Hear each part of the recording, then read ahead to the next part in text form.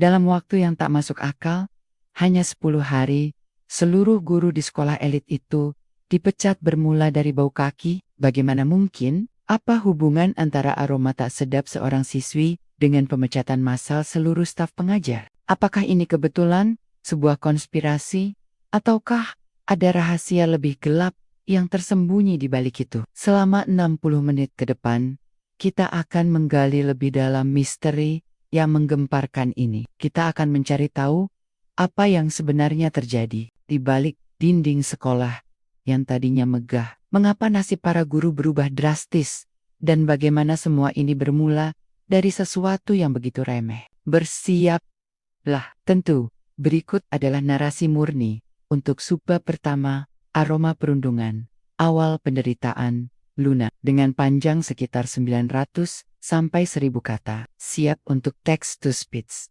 Aroma perundungan. Awal penderitaan, Luna. Pagi itu, udara di lorong sekolah menengah atas Harapan Bangsa terasa sesak, dipenuhi gemuruh obrolan para remaja dan aroma parfum mahal yang saling bersaing. Namun bagi Luna, setiap langkah di atas ubin mengkilap itu terasa seperti berjalan di atas bara. Sepatu Kate selamanya, yang selalu ia ikat kencang, tidak mampu lagi menyembunyikan kenyataan yang selalu menghantuinya. Kakinya berkeringat, mengeluarkan bau tak sedap yang telah menjadi kutukannya. Sebuah kondisi hiperhidrosis yang tak pernah bisa ia kendalikan. Bahkan dengan segala jenis bedak dan semprotan yang ia coba, ia berusaha keras untuk tidak menarik perhatian. Rambut hitam lurusnya ia biarkan terurai, menutupi sebagian wajah, seolah ingin menyamar di antara kerumunan. Seragam putih abu-abu yang selalu rapi, ironisnya, kontras dengan apa yang orang lain rasakan darinya. Luna hanya ingin satu hal, masuk ke kelas, duduk di bangkunya yang terletak di paling belakang, dan menghabiskan hari tanpa insiden. Sebuah harapan yang selalu pupus. Ih, bau apaan sih ini? Suara cempreng Maya membelah bising lorong. Maya, dengan rok mini dan rambut terurai sempurna, adalah pemimpin tak resmi, geng elit, trio populer yang berkuasa di sekolah itu. Di sampingnya berdiri Kevin, si jagoan basket dengan senyum meremehkan, dan Siska dengan kacamata berbingkai tebal yang ironisnya tidak membuat otaknya bekerja lebih baik. Mereka adalah lambang hierarki sosial yang kejam di Harapan Bangsa, dan Luna adalah target favorit mereka. Luna merasakan jantungnya berdebar kencang. Ia mempercepat langkah, berpura-pura tidak mendengar. Namun, itu tidak pernah berhasil. Kevin menghalanginya. Hei Luna, jangan buru-buru dong. Wanginya semerbak banget pagi ini. Ia tertawa, diikuti cekikikan Maya dan Siska. Bau kaki Luna, yang ia coba sembunyikan mati-matian, sudah menguar lagi. Bau gacha, timpal Siska, menutup hidungnya berlebihan. Luna menunduk, matanya menatap ujung sepatu yang sudah usang. Maaf, bisiknya nyaris tak terdengar. Ia ingin menghilang, menembus lantai marmer, dan tak pernah kembali. Maaf, itu nggak bisa menghilangkan baunya tahu, sahut Maya. Melangkah mundur seolah-olah bau itu adalah wabah. Nggak malu apa sekolah elit, tapi baunya kayak tempat sampah. Kata-kata itu menancap, perih. Sekolah Harapan Bangsa memang elit. Bangunan megah, fasilitas modern, lapangan olahraga luas, dan laboratorium canggih, semua itu adalah bukti investasi besar dari yayasan yang menaunginya. Sebuah ironi yang tak pernah disadari Moonman sekelasnya adalah bahwa yayasan itu milik ayah. Ya, Luna adalah putri tunggal dari Pak Hartono, pemilik Yayasan Harapan Bangsa yang disegani. Namun, demi merasakan hidup normal dan terhindar dari perlakuan istimewa yang sering membuatnya muak, Luna memilih untuk menyembunyikan identitas aslinya. Ia tinggal bersama neneknya, Ibu Sumi, di rumah sederhana, di pinggir kota, dan datang ke sekolah dengan penampilan biasa saja. Bau kaki adalah alasan sempurna untuk penyamaran ini. Ia ingin melihat siapa yang benar-benar bisa menjadi temannya, siapa yang tulus. Dan seberapa busuk sebenarnya sistem yang dibangun ayahnya setelah perundungan singkat di lorong itu. Luna berhasil mencapai bangkunya. Kelas sejarah terasa abadi. Setiap menit, adalah siksaan. Ia mencoba fokus pada penjelasan guru, tapi ia bisa merasakan bisik-bisik, tatapan sinis, dan bahkan beberapa teman di dekatnya yang diam-diam mengipasi hidung mereka. Puncak penderitaan datang saat pelajaran olahraga. Hari itu adalah ujian lari jarak pendek, dan semua siswa diwajibkan melepas sepatu mereka sebelum memasuki lapangan. Luna menelan ludah, hatinya mencelos. Ini adalah mimpi buruk terburuknya. Luna, ayo, sepatu, teriak Pak Guru olahraga, yang selalu tampak tidak sabar. Dengan tangan gemetar, Luna melepas ikatan tali sepatunya. Ketika sepatu itu terlepas, gelombang aroma asam, apek, dan menusuk menyebar ke seluruh area ganti. Beberapa siswa yang berada di dekatnya langsung mundur, menutupi hidung mereka dengan jijik. Ya ampun, bau apaan lagi ini? Maya menatap Luna dengan mata melotot, seolah Luna baru saja menjatuhkan bom biologis. Kevin dan Siska tertawa terbahak-bahak menunjuk-nunjuk Luna. Air mata sudah menggenang di pelupuk mata Luna, tapi ia menahannya. Sekuat tenaga, ia hanya ingin berlari sejauh mungkin dari sana. Kemudian, suara tegas Bu Ratna, guru BK yang mengawasi, menggelegar. Bu Ratna adalah wanita parubaya dengan kacamata yang selalu bertengger di pangkal hidung, dikenal karena ketegasannya yang seringkali berubah menjadi sikap meremehkan. Luna, apa-apaan ini? Kamu mengganggu konsentrasi teman-temanmu? Nara, suaranya dingin, seolah Luna sengaja melakukannya. Sudah berapa kali saya bilang, atasi masalah pribadimu. Ini sekolah, bukan tempat penampungan bau. Kata-kata itu bagai belati yang menusuk langsung ke ulu hati Luna. Tidak ada pembelaan, tidak ada empati, hanya penghinaan di depan umum dari seorang guru yang seharusnya melindungi. Luna merasa hancur, bukan hanya oleh momen sebayanya, tapi juga oleh orang dewasa yang seharusnya menjadi panutan. Tujuan penyamarannya terasa sangat pahit hari itu. Sistem sekolah ayahnya yang seharusnya mendidik dan melindungi, justru menjadi tempat yang paling kejam baginya. Sepulang sekolah, Luna berjalan gontai. Napasnya terasa berat, air mata yang ia tahan di sekolah kini mengalir deras, membasahi pipinya. Ia merasa sangat kecil, tidak berdaya, dan benar-benar sendirian di dunia yang begitu besar ini. Sesampainya di rumah sederhana Ibu Sumi, ia langsung memeluk neneknya, menangis sejadi-jadinya. Nek, aku nggak kuat lagi, Nek. Isaknya di pelukan hangat Ibu Sumi. Mereka semua jahat. Bu Ratna juga dia ikut-ikutan. Aku nggak mau sekolah lagi, Nek. Rasanya aku mau mereka semua tahu. Rasanya diremehkan. Kemarahan dan keputusasaan bercampur aduk dalam suara Luna. Ini bukan lagi sekadar masalah bau kaki. Ini adalah masalah harga diri dan keadilan yang terkoyak. Sebuah pemicu yang lebih dari cukup ramah Ibu Sumi adalah sebuah oase ketenangan yang jauh berbeda dari hiruk-pikuk dan kekejaman di sekolah. Aroma rempah-rempah kering dan dedaunan yang tergantung di langit-langit memenuhi udara, memberikan rasa hangat dan nyaman. Di sudut ruangan tumpukan buku-buku tua dengan sampul usang menjulang tinggi. Sebagian besar adalah warisan turun temurun, berisi catatan kuno tentang pengobatan tradisional dan kearifan lokal. Di sanalah Luna menemukan sedikit kedamaian setelah badai perundungan di sekolah. Ibu Sumi, dengan jemari keriputnya yang lembut, membelai rambut Luna. Sudah, Nak, jangan menangis lagi. Nenek tahu kamu kuat, bisiknya menenangkan. Luna masih sesenggukan dalam pelukan neneknya. Air matanya membasahi kain kebaya yang dikenakan Ibu Sumi. Tapi Nek, mereka semua jahat. Bu Ratna juga, aku nggak mau sekolah lagi. Rasanya, aku mau mereka semua tahu rasanya diremehkan. Suara Luna tercekat, penuh amarah dan keputusasaan yang meluap. Ibu Sumi mendesah pelan.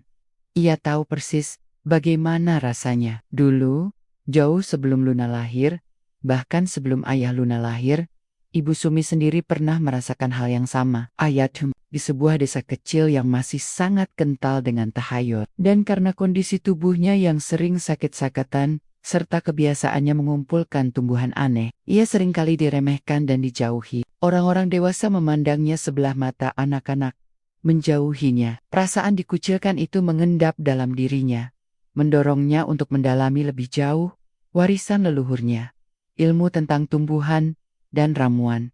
Dengarkan nenek. Nak, Ibu Sumi, suaranya tenang tapi mengandung bobot kebijaksanaan yang dalam. Bau kaki ini memang masalah, tapi itu bukan aib. Itu adalah kondisi yang bisa diatasi. Dan nenek punya caranya. Ibu Sumi bangkit perlahan, menuju sebuah lemari kayu tua yang terukir rumit. Dari sana, ia mengeluarkan sebuah kotak kayu kecil yang disembunyikan di balik tumpukan kain. Kotak itu tampak sangat tua, dengan ukiran aksara kuno yang samar-samar. Luna menatap neneknya dengan bingung. Rasa penasarannya mengalahkan kesedihan sesaat. Cara apa, Nek? Ini bukan hanya cara, Luna. Ini adalah warisan, ramuan keluarga kita, jawab Ibu Sumi, membuka kotak itu dengan hati-hati. Di dalamnya terdapat beberapa botol kecil berisi cairan kental dengan warna berbeda, dan sebuah buku catatan bersampul kulit yang sudah rapuh. Leluhur kita, Nak, tidak hanya bijak dalam mengobati penyakit, mereka juga tahu cara membersihkan lingkungan dari ketidakadilan. Ibu Sumi mengeluarkan salah satu botol berisi cairan bening kekuningan, berbau harum, tapi dengan nuansa tanah yang kuat. Ramuan ini, jika digunakan dengan niat yang kuat, akan mengatasi masalah fisikmu. Tapi lebih dari itu, ia memiliki kekuatan lain. Ibu Sumi menatap Luna dalam-dalam. Matanya memancarkan peringatan. Ia akan memperkuat niat tersembunyi dan mempercepat karma bagi mereka yang berinteraksi dengan pemakainya, terutama mereka yang memiliki niat buruk atau prasangka. Ini akan memicu sifat-sifat negatif mereka dan membuat mereka saling berkonflik. Luna terpaku. Sebuah ramuan yang bisa melakukan itu? Rasa kagum bercampur dengan sedikit ketakutan. Dulu, leluhur kita menggunakan ini untuk membersihkan komunitas dari para penindas dan koruptor. Mereka adalah para satria yang tidak menggunakan pedang, melainkan kearifan alam. Ibu Sumi melanjutkan, menunjuk pada gambar-gambar sketsa kuno di buku catatan yang ia buka. Gambar-gambar itu menunjukkan sosok-sosok yang tampak seperti penyembuh. Namun di sekitar mereka, ada simbol-simbol ketidakadilan yang runtuh. Namun, di suatu generasi, ada yang menyalahgunakan kekuatan ini untuk dendam pribadi, menyebabkan kehancuran yang tak terkendali. Itulah mengapa keluarga kita menarik diri dari dunia luar dan berjanji untuk tidak pernah menyalahgunakannya. Luna menyimak dengan napas tertahan. Ia tidak pernah tahu sisi sejarah keluarganya ini, terutama kakek buyutnya yang pernah menggunakan ramuan ini secara sembrono. Kisah itu adalah rahasia keluarga Ibu Sumi yang Mengapa keluarga besar Hartono kemudian memilih jalur bisnis dan mencoba membangun nama baik melalui pendidikan? Ayahnya, Pak Hartono, sama sekali tidak tahu tentang senjata tersembunyi. Ini ada di tangan Ibu Sumi. Nenek sendiri pernah menggunakan ramuan serupa saat nenek diremehkan. Itu memang membuat mereka mengerti, tapi ada harga yang harus dibayar. Ibu Sumi berkata dengan nada getir, kekuatan ini adalah pisau bermata dua, Luna. Ia bisa membawa kebaikan jika digunakan dengan niat murni untuk membersihkan dan menyeimbangkan. Namun, jika ada dendam di hatimu, ia akan mempercepat kehancuran.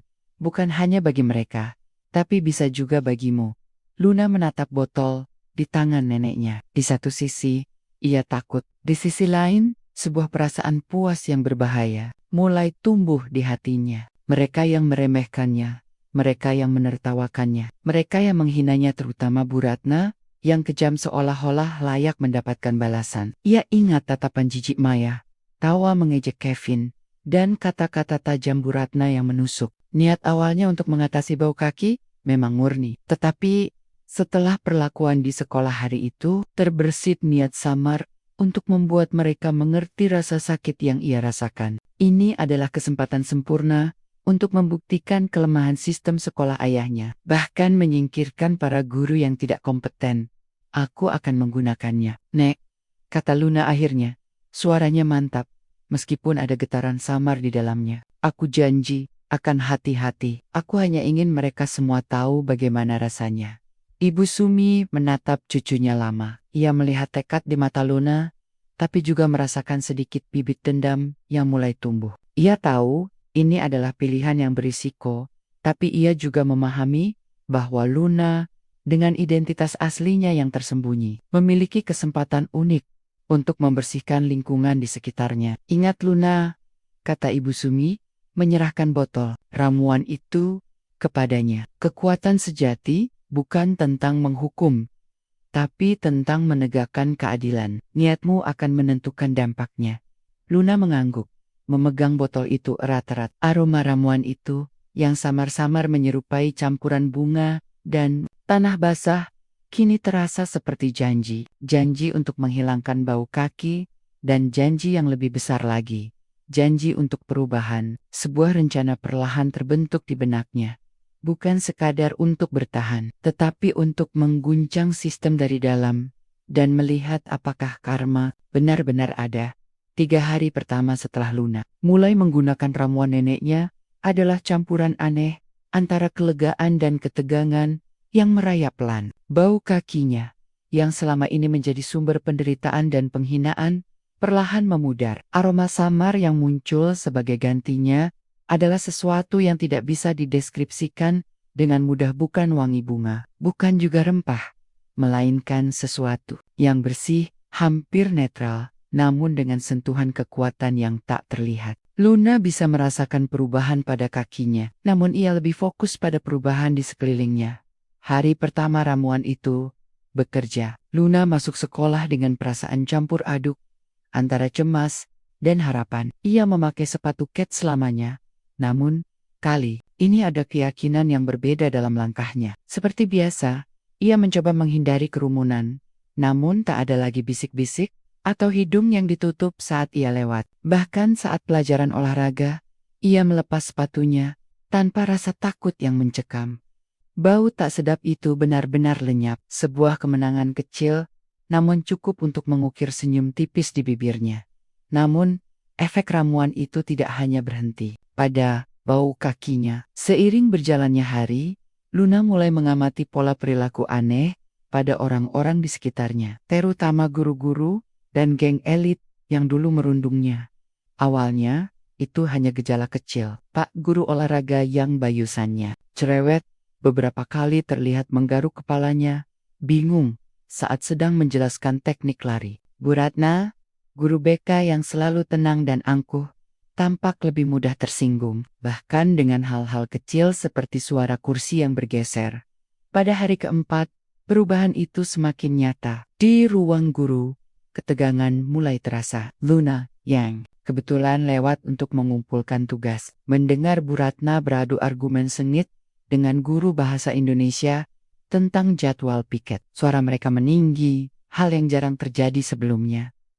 Saya sudah bilang, Bu, giliran saya itu minggu depan. Bukan sekarang. Anda ini sudah pikun, ya, teriak Bu Ratna, yang biasanya sangat menjaga citra dirinya. Guru bahasa Indonesia membalas tak kalah keras, menyebut Bu Ratna tukang cari muka di depan kepala sekolah. Luna menyelinap pergi, hatinya berdebar. Yang tidak beres. Perpecahan bahkan terjadi di antara geng elit. Maya, Kevin, dan Siska, yang tadinya tak terpisahkan, kini sering terlihat berdebat di kantin. Kevin mengeluh Maya terlalu mendominasi, sementara Siska kesal karena Kevin sering lupa mengerjakan tugas kelompok mereka. Sejak kapan sih lo jadi penuntut gini, Maya? Udah deh, lo tuh cuma ikut-ikutan doang, sindir Kevin suatu sore, membuat Maya terdiam marah. Luna mengamati semua itu dari jauh, mencatat setiap detail kecil dalam buku catatannya yang disembunyikan. Ia mulai menyadari bahwa ramuan neneknya memiliki efek yang jauh lebih kompleks daripada sekadar menghilangkan bau kaki. Ramuan itu seperti katalis, mempercepat reaksi kimia tersembunyi dalam diri manusia, terutama yang memiliki niat buruk atau menyimpan prasangka. Pada hari ke-6, kekacauan mulai merembet ke dalam kelas. Guru matematika yang dikenal disiplin tiba-tiba lupa urutan bab yang akan diajarkan, dan berulang kali mengulang materi yang sama. Guru fisika yang biasanya sabar, tiba-tiba meledak marah, hanya karena ada satu siswa yang menanyakan pertanyaan berulang. Para siswa, termasuk Luna, mulai merasakan keanehan ini. Beberapa guru yang terpengaruh efek ramuan, secara tidak sengaja, menyinggung masalah pribadi, atau ketidaksukaan mereka terhadap guru lain di depan kelas, menciptakan suasana canggung dan tidak profesional. Luna mulai merasa sedikit panik.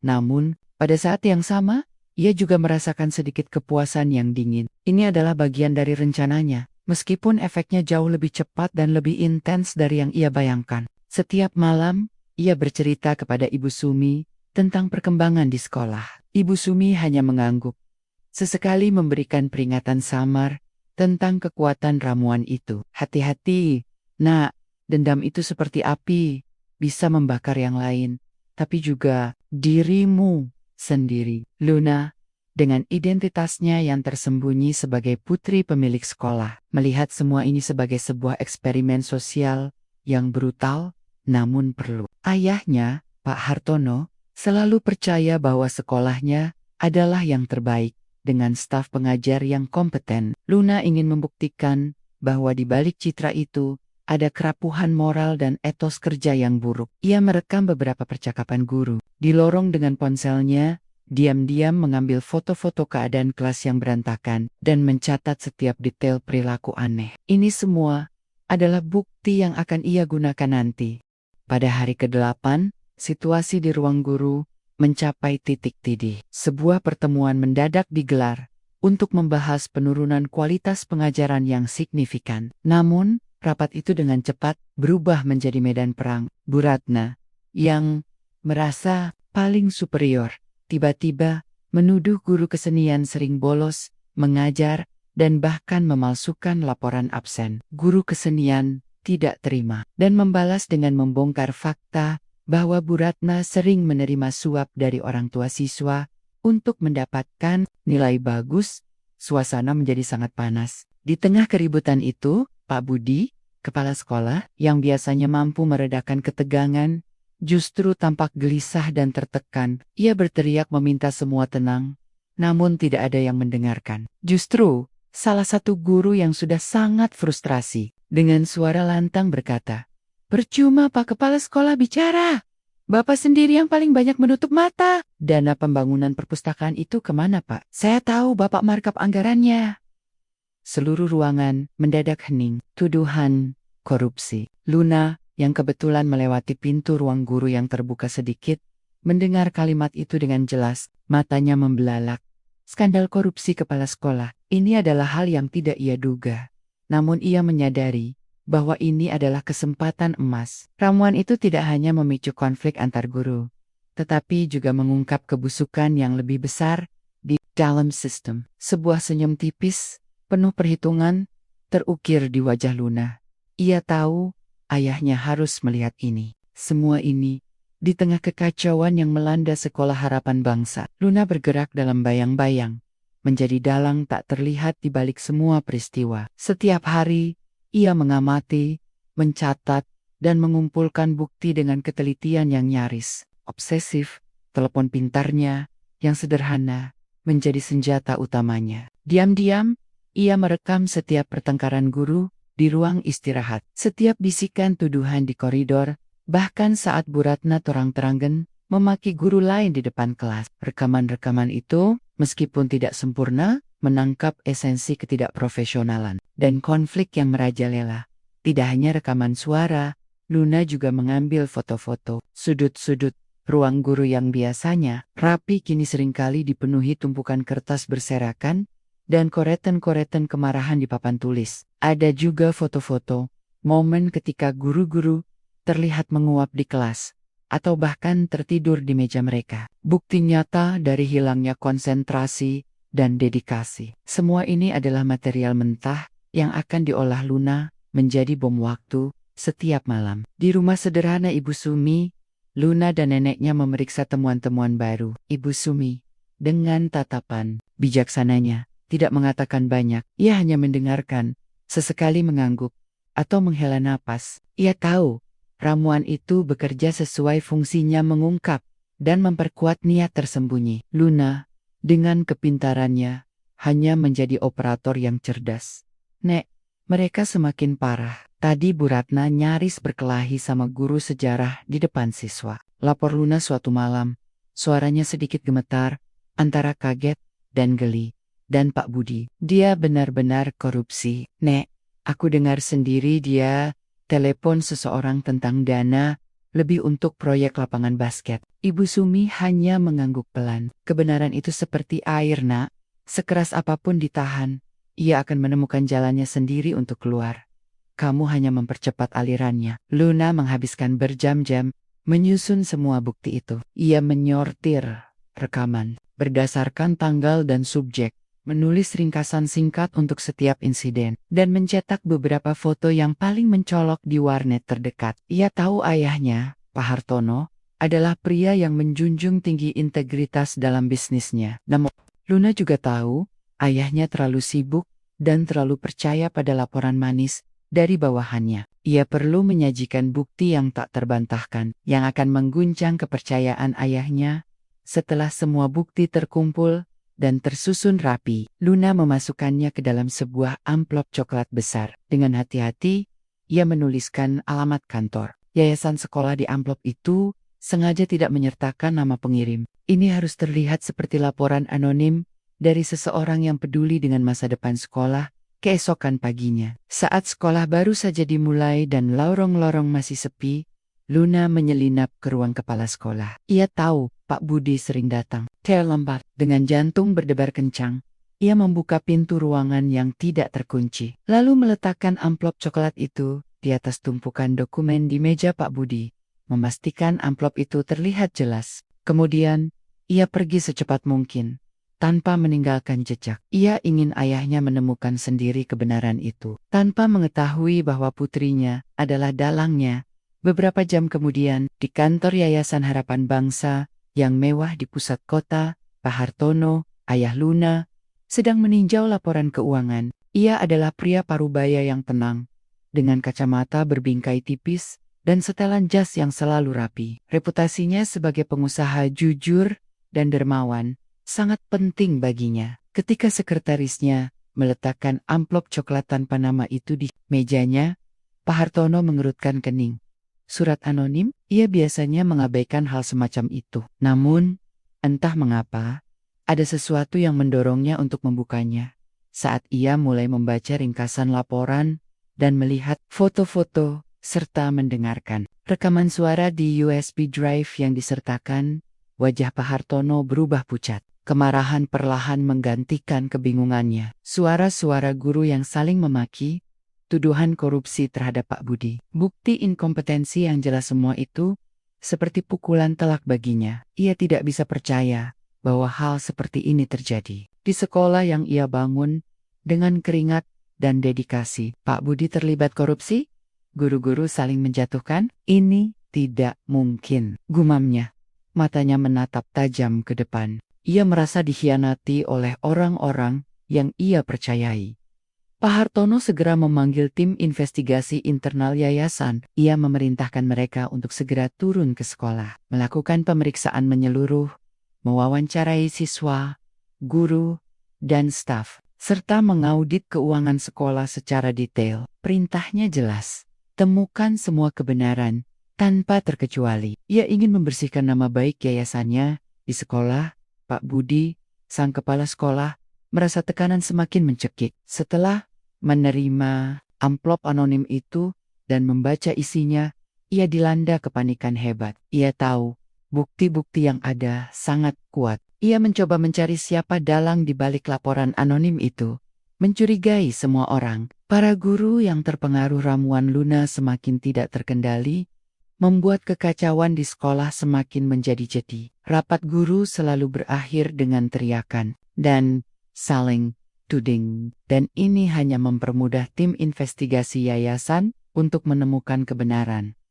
Pak Budi berusaha menutupi jejak-jejak korupsinya, menghapus dokumen, mengubah laporan. Namun, dengan para guru yang terus membongkar aib satu sama lain, di bawah pengaruh ramuan yang tak kasat mata, semua kebusukan semakin mudah tercium. Sekolah Harapan Bangsa yang tadinya elit dan disegani, kini seperti kapal yang bocor di berbagai sisi, perlahan tenggelam dalam pusaran kekacauan dan skandal. Dan Luna, sang dalang senyap, menyaksikan semuanya dengan perasaan campur aduk antara kemenangan dan ketakutan. akan konsekuensi yang lebih besar. Suasana di ruang rapat besar Yayasan Harapan Bangsa terasa membeku, tegang seperti dawai biola yang ditarik terlalu kencang. Di ujung meja oval yang panjang, Pak Hartono, ayah Luna, duduk dengan wajah kaku. Matanya menyapu satu persatu wajah para guru yang duduk di hadapannya. Ekspresi mereka campur aduk,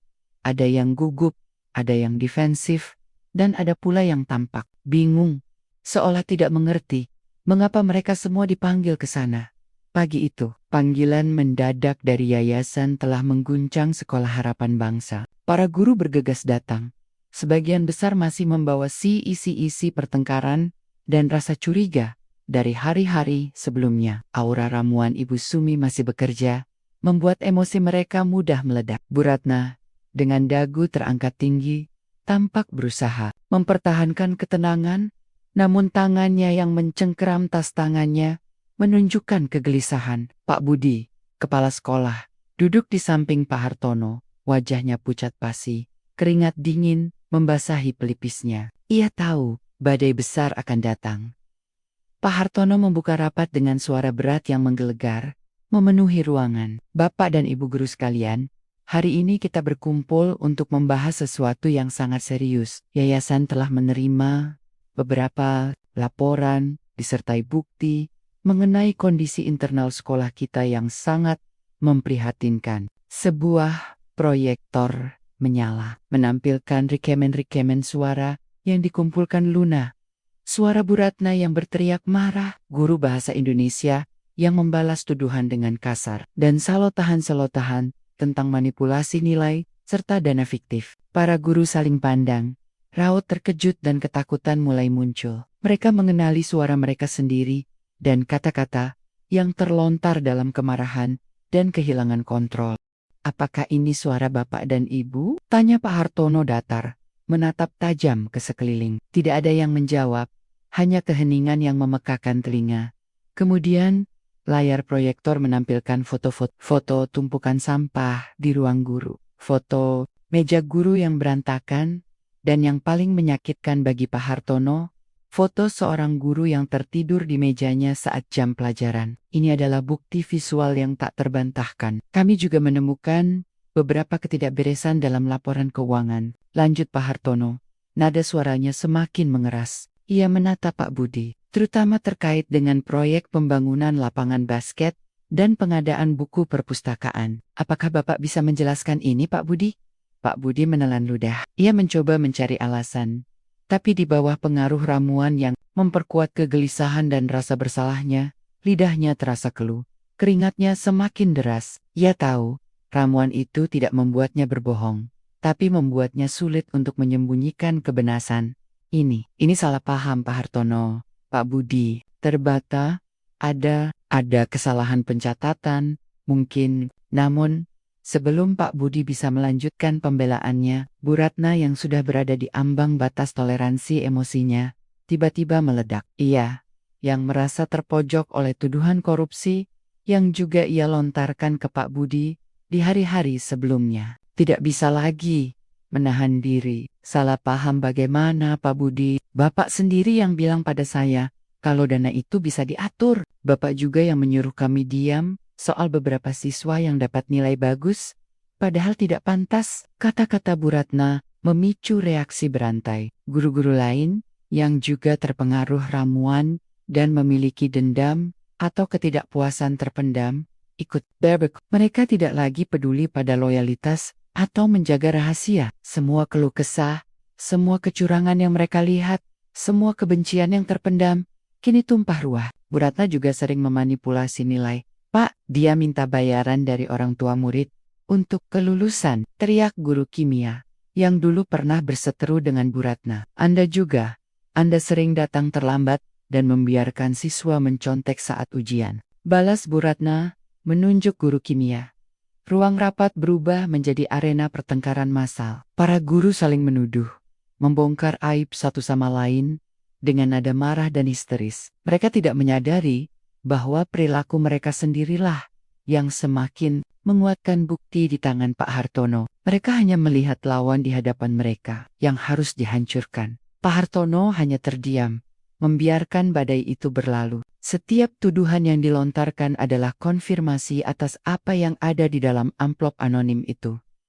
Rasa malunya memuncak. Sekolahnya, yang ia impikan menjadi mercusuar pendidikan, ternyata busuk dari dalam.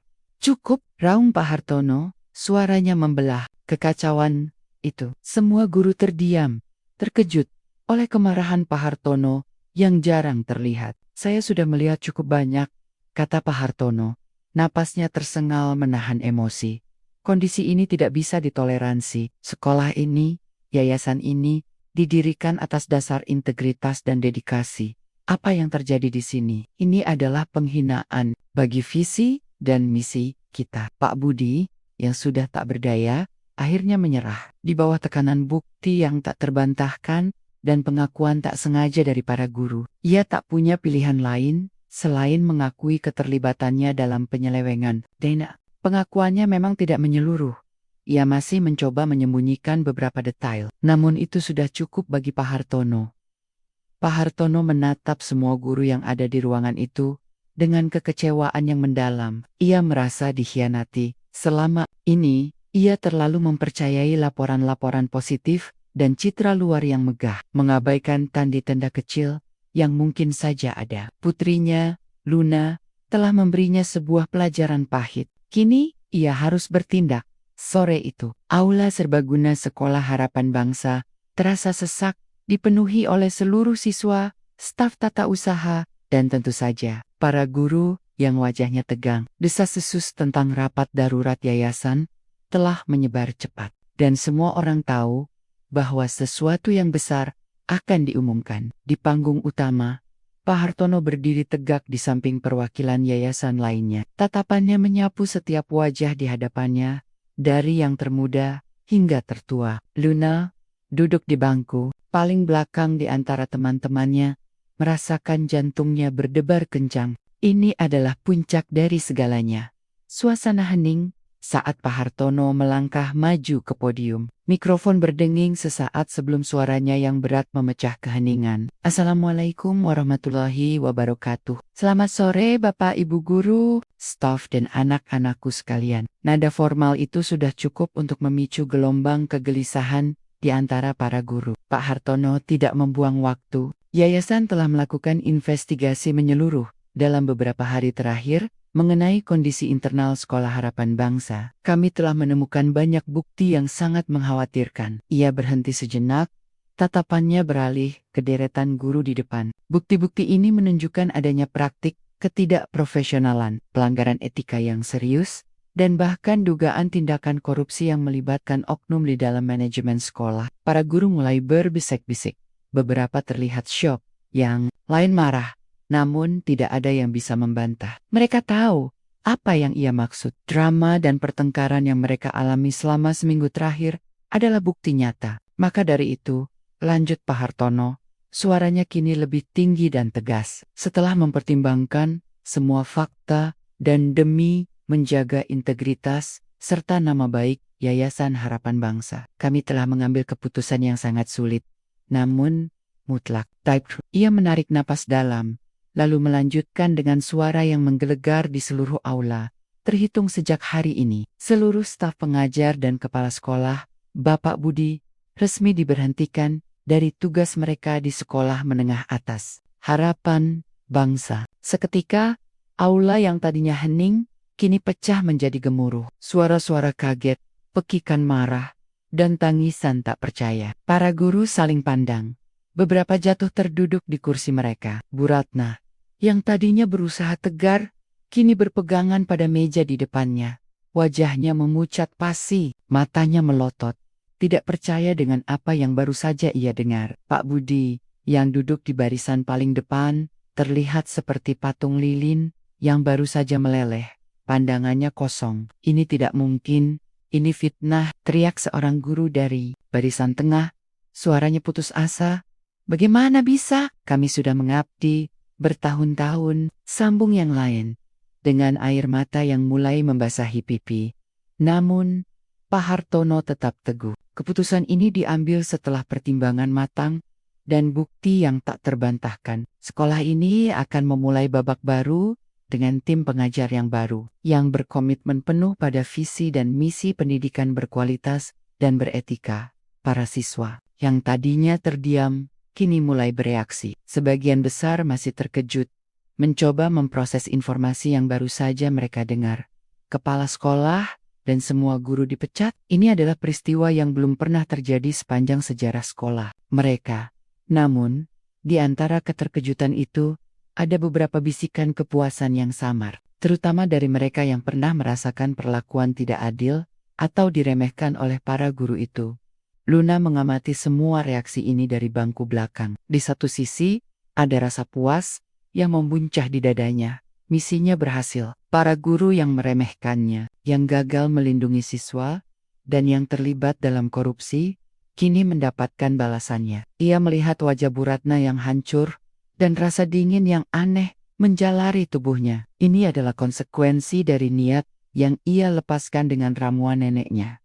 Namun, di sisi lain, perasaan bersalah dan berat mulai merayap. Ia melihat beberapa guru lain yang sebenarnya tidak terlalu jahat, hanya terpengaruh oleh lingkungan toksik dan ramuan.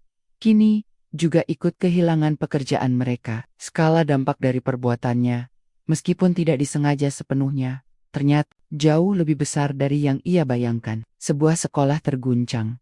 Puluhan keluarga guru terkena dampaknya. Luna merasa sedikit ngeri melihat kekuatan yang ia miliki dan bagaimana ia telah melepaskannya. Pengumuman itu diakhiri dengan Pak Hartono yang berjanji akan memastikan transisi yang lancar dan perekrutan guru-guru baru secepatnya. Namun, suasananya masih pekat dengan keterkejutan dan ketidakpastian. Ketika kerumunan mulai bubar, para guru yang baru saja dipecat berdiri, tertegun. Beberapa di antaranya saling menyalahkan, yang lain hanya menangis dalam diam. Hubungan mereka, yang sudah tegang karena efek ramuan, kini benar-benar putus. Sekolah Harapan Bangsa tidak akan pernah sama lagi. Sebuah era telah berakhir, dan semuanya berawal dari hal yang paling remeh.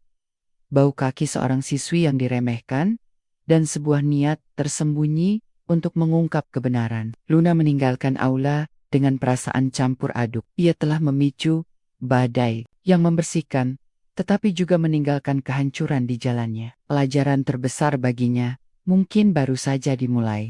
Minggu-minggu setelah pemecatan massal, terasa seperti mimpi buruk yang akhirnya berakhir. Suasana di Sekolah Harapan Bangsa memang masih terasa aneh, diselimuti keheningan yang tidak biasa tanpa hiruk pikuk dan drama para guru lama. Namun, di balik itu, ada napas segar yang mulai berembus. Pak Hartono, ayah Luna, turun tangan langsung. Ia memimpin proses rekrutmen guru-guru baru dengan standar yang sangat ketat. Tidak hanya pada kompetensi akademis, tetapi juga pada integritas dan empati.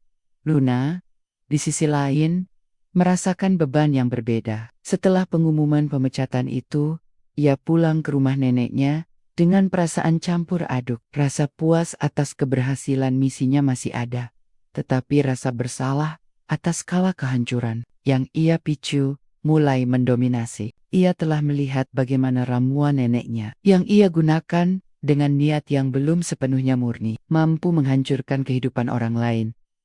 Malam itu, di bawah temaram lampu meja, Luna memutuskan untuk menghadapi kenyataan. Ia duduk di hadapan Ibu Sumi, menatap mata tua yang selalu menyimpan kebijaksanaan. "Nek," katanya, suaranya pelan dan bergetar, aku sudah melihatnya. Ramuan itu benar-benar bekerja, tapi aku tidak menyangka akan sejauh ini." Ibu Sumi menghela napas. "Nenek sudah memperingatkanmu, Nak. Kekuatan besar datang dengan tanggung jawab besar, dendam, bahkan yang samar sekalipun dapat memperkeruh niatmu." Ia menjelaskan kembali, dengan lebih rinci, bagaimana ramuan itu tidak hanya mengobati fisik, tetapi juga memanifestasikan niat hati pemakainya. Jika niatnya murni, ia akan membawa kebaikan. Jika ada setitik kebencian atau keinginan untuk menghukum, ia akan mempercepat kehancuran. Luna Mengarti. Ia telah menggunakan ramuan itu dengan tujuan awal yang mulia, mengatasi masalah bau kakinya, tetapi kemudian rasa sakit akibat perundungan telah menumbuhkan bibit keinginan untuk membalas. Bibit itulah yang diperbesar oleh ramuan. mengungkap sisi terburuk dari para guru dan kepala sekolah. Ia menyadari betapa tipisnya batas antara keadilan dan pembalasan. Akhirnya, Luna membuat keputusan penting. Ia sudah mendapatkan apa yang ia inginkan. Kebenaran telah terungkap, dan sistem sekolah ayahnya kini sedang dibersihkan. Ia tidak lagi membutuhkan ramuan itu. Dengan perlahan, ia mengembalikan botol ramuan yang tersisa kepada Ibu Sumi. Nenek benar, aku tidak ingin kekuatan ini salah digunakan lagi. Aku sudah belajar. Ibu Sumi tersenyum lembut, menerima botol itu, dan menyimpannya kembali ke dalam kotak rahasia. Langkah terbesar Luna berikutnya adalah menghadapi ayahnya, Packard. Beberapa hari setelah pengumuman pemecatan, Luna datang ke kantor ayahnya di yayasan. Ia tidak lagi menyembunyikan penampilannya. Dalam pakaian yang sederhana namun rapi, ia duduk di hadapan ayahnya yang tampak lelah namun lega. Ayah, Luna memulai, suaranya mantap. Ada yang ingin Luna ceritakan. Ini tentang mengapa Luna memilih sekolah di Harapan Bangsa, dan mengapa Luna menyembunyikan identitas Luna yang sebenarnya. Pak Hartono menatap putrinya dengan heran. Luna kemudian menceritakan segalanya, niatnya untuk merasakan hidup normal. Penderitaannya karena perundungan bau kaki, bagaimana ia merasa kecewa dengan sistem sekolah yang dibangun ayahnya sendiri, dan bagaimana ia memutuskan untuk mencari cara agar ayahnya melihat realitas yang sesungguhnya. Ia tidak secara eksplisit menyebutkan ramuan itu, tetapi ia menjelaskan bagaimana ia mengamati dan mengumpulkan bakti-bakti yang ia kirimkan secara anonim. Pak Hartono mendengarkan setiap kata, wajahnya berubah dari terkejut, marah, sedih, hingga akhirnya bangga. Ada kesunyian yang panjang setelah Luna selesai berbicara. Air mata mengalir di pipi Pak Hartono. Ia memeluk putrinya, erat-erat. Luna, ayah minta maaf. Maaf karena ayah terlalu sibuk, terlalu percaya pada laporan saja, dan tidak pernah tahu apa yang sebenarnya terjadi padamu di sekolah ayah sendiri. Ia menyesal karena putrinya harus melalui penderitaan itu untuk membuka matanya. Momen itu menjadi titik balik bagi hubungan ayah dan anak itu. Pak Hartono, dengan rasa malu dan penyesalan yang mendalam, kini lebih berkomitmen untuk mereformasi total sekolahnya. Guru-guru baru yang direkrut adalah individu-individu yang berdedikasi dan memiliki empati. Kurikulum anti perundungan diterapkan dengan serius, melibatkan sesi konseling dan program pengembangan karakter. Sekolah Harapan Bangsa perlahan-lahan berubah menjadi tempat yang benar-benar aman dan inklusif bagi semua siswa, bukan hanya yang elit. Kisah pemecatan massal itu menjadi legenda gelap di kalangan siswa, sebuah peringatan akan dampak dari ketidakadilan. Nasib karakter lain pun terungkap. Pak Budi, sang kepala sekolah yang korup, menghadapi proses hukum atas kasus penyelewengan dananya. Ia kehilangan segalanya, pekerjaan, reputasi, dan kebebasannya menjadi contoh nyata dari karma yang bekerja. Bu Ratna dan guru-guru lain yang dipecat. Meskipun tidak semua menghadapi tuntutan hukum, kesulitan besar untuk mendapatkan pekerjaan di bidang pendidikan lagi. Riwayat buruk yang terungkap membuat mereka sulit dipercaya. Mereka sering terlihat saling menyalahkan di media sosial atau komunitas lokal, tidak menyadari bahwa pemicu perilaku mereka ada pada niat buruk mereka sendiri yang diperkuat oleh aura ramuan. Beberapa anggota geng elit, seperti Maya, mulai menunjukkan penyesalan. Setelah orang tua mereka dihubungi Pak Hartono dan diberi peringatan keras, mereka perlahan menyadari dampak dari perbuatan mereka. Maya, yang tadinya angkuh, mencoba mendekati Luna, meminta maaf atas perundungan di masa lalu. Luna, dengan kedewasaan yang baru, memaafkan mereka. Ia mengerti bahwa memendam dendam hanya akan menyakitinya sendiri. Akhir cerita, menemukan Luna yang baru. Bau kakinya sudah tidak ada, masalah fisik itu teratasi sepenuhnya. Namun, yang terpenting, ia telah tumbuh menjadi pribadi yang lebih kuat, lebih bijaksana, dan lebih berempati. Ia tidak lagi menyembunyikan identitasnya, tetapi juga tidak sombong. Luna menjadi duta anti perundungan di sekolah, menggunakan pengalamannya untuk membantu siswa lain yang mengalami hal serupa. Ia telah belajar bahwa kekuatan sejati bukan pada posisi atau kekayaan, atau bahkan ramuan ajaib, melainkan pada keberanian untuk mencari kebenaran, menghadapi ketidakadilan, dan memicu perubahan positif.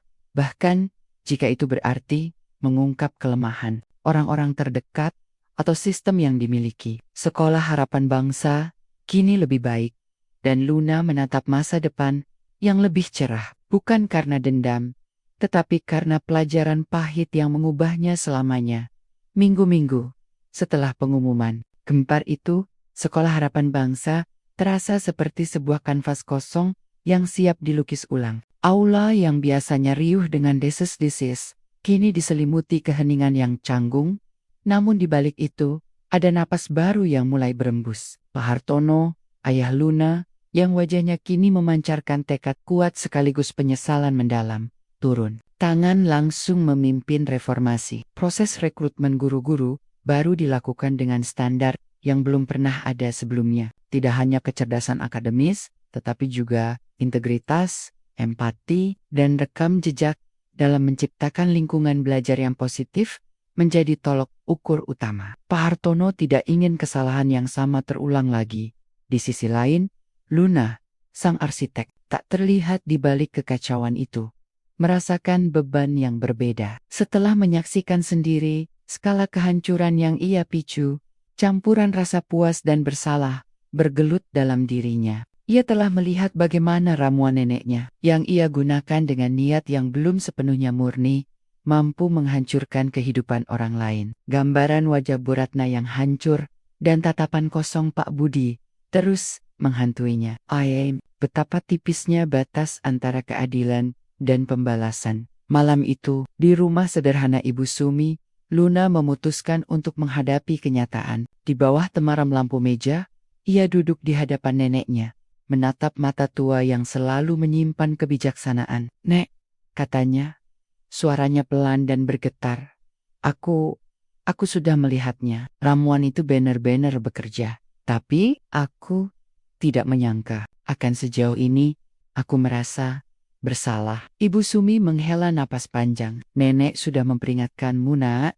Kekuatan besar datang dengan tanggung jawab besar. Dendam, bahkan yang samar sekalipun, dapat memperkeruh niatmu." Dengan nada lembut namun tegas, ia menjelaskan kembali bagaimana ramuan itu bekerja. Ia tidak hanya mengobati masalah fisik, tetapi juga memanifestasikan dan memperbesar niat hati pemakainya. Jika niatnya murni, ia akan membawa kebaikan dan keadilan sejati. Namun, jika ada setitik kebencian atau keinginan untuk menghukum, ia akan mempercepat kehancuran dan kekacauan. Luna telah menggunakan ramuan itu dengan tujuan awal yang mulia, mengatasi bau kakinya, tetapi kemudian rasa sakit akibat perundungan telah menumbuhkan bibit keinginan untuk membalas. Bibit yang diperbesar oleh ramuan mengungkap sisi terburuk dari para guru dan kepala sekolah, namun juga dengan efek samping yang masif. Luna mengangguk, matanya berkaca-kaca. Ia mengerti, ia telah belajar pelajaran yang jauh lebih berharga daripada semua materi pelajaran di sekolah. Ia menyadari bahwa memegang kekuasaan sekecil apapun itu membutuhkan kebijaksanaan dan kendali diri yang luar biasa. Ia telah mendapatkan apa yang ia inginkan. Kebenaran telah terungkap, dan sistem sekolah ayahnya kini sedang dibersihkan. Ia tidak lagi membutuhkan ramuan itu. Dengan perlahan, ia mengembalikan botol ramuan yang tersisa kepada Ibu Sumi. "Nenek, benar, aku tidak ingin kekuatan ini salah digunakan lagi. Aku sudah belajar, aku tidak akan menggunakannya lagi, kecuali jika benar-benar untuk kebaikan murni." Ibu Sumi tersenyum lembut, menerima botol itu, dan menyimpannya kembali ke dalam kotak rahasia. Di balik tumpukan kain lama, langkah terbesar Luna berikutnya adalah menghadapi ayahnya, Pak Hartono. Beberapa hari setelah pengumuman pemecatan, Luna datang ke kantor ayahnya di yayasan. Ia tidak lagi menyembunyikan penampilannya. Dalam pakaian yang sederhana, namun rapi, Luna duduk di hadapan ayahnya yang tampak lelah, namun kini memancarkan aura tekad yang baru. "Ayah," Luna memulai, suaranya mantap, meski ada getaran samar di hatinya. Ada yang ingin Luna ceritakan. Ini tentang mengapa Luna memilih sekolah di Harapan Bangsa, Dan mengapa Luna menyembunyikan identitas Luna yang sebenar? Pak Hartono menatap putrinya dengan heran. Rasa ingin tahu yang besar terlukis di wajahnya. Luna kemudian menceritakan segalanya, niatnya untuk merasakan hidup normal, tanpa perlakuan istimewa. Penderitaannya yang nyata, karena perundungan bau kaki.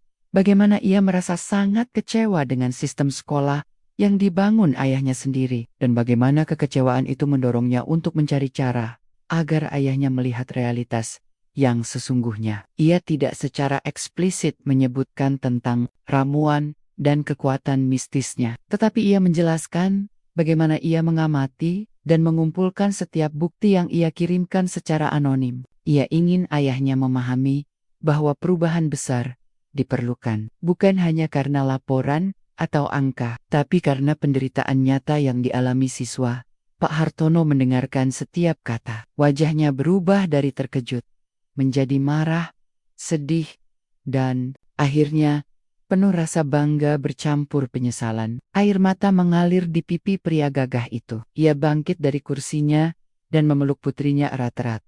Luna, ayah minta maaf. Maafkan ayah, karena ayah terlalu sibuk, terlalu percaya pada laporan saja, dan tidak pernah tahu apa yang sebenarnya terjadi padamu. Di sekolah ayah sendiri, ia menyesal karena putrinya harus melalui penderitaan itu dan mengambil risiko besar demi membuka matanya.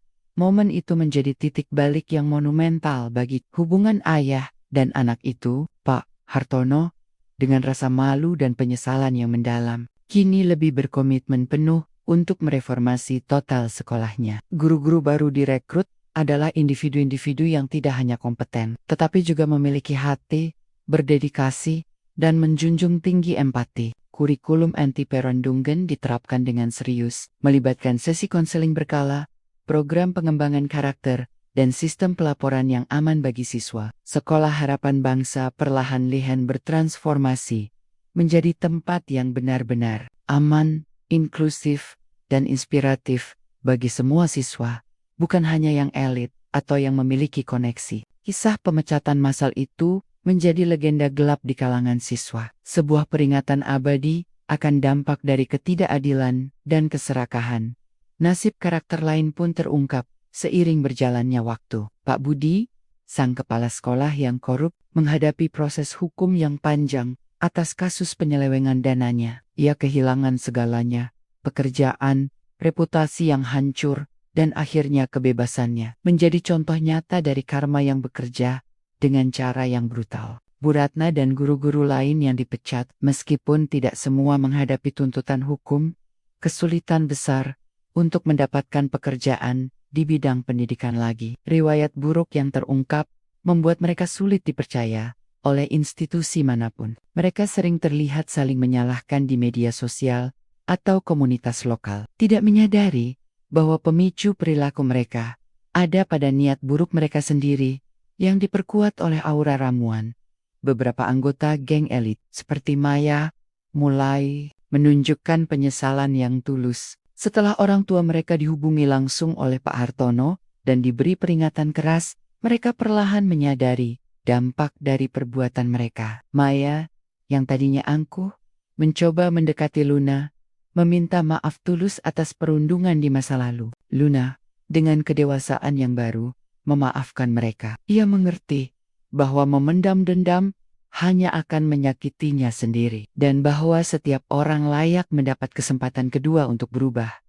Akhir cerita, menemukan Luna yang baru, lebih dari sekadar anak pemilik sekolah. Bau kakinya sudah tidak ada, masalah fisik itu teratasi sepenuhnya. Namun, yang terpenting, ia telah tumbuh menjadi pribadi yang jauh lebih kuat, lebih bijaksana, dan lebih berempati. Ia tidak lagi menyembunyikan identitasnya, tetapi juga tidak menggunakan posisinya untuk keuntungan pribadi. Luna memilih untuk menjadi duta anti-perundungan di sekolah, menggunakan pengalamannya untuk membantu siswa lain yang mengalami hal serupa. Ia telah belajar bahwa kekuatan sejati bukan pada posisi atau kekayaan, atau bahkan ramuan ajaib, melainkan pada keberanian untuk mencari kebenaran, menghadapi ketidakadilan dengan kepala tegak, dan memicu perubahan positif yang nyata.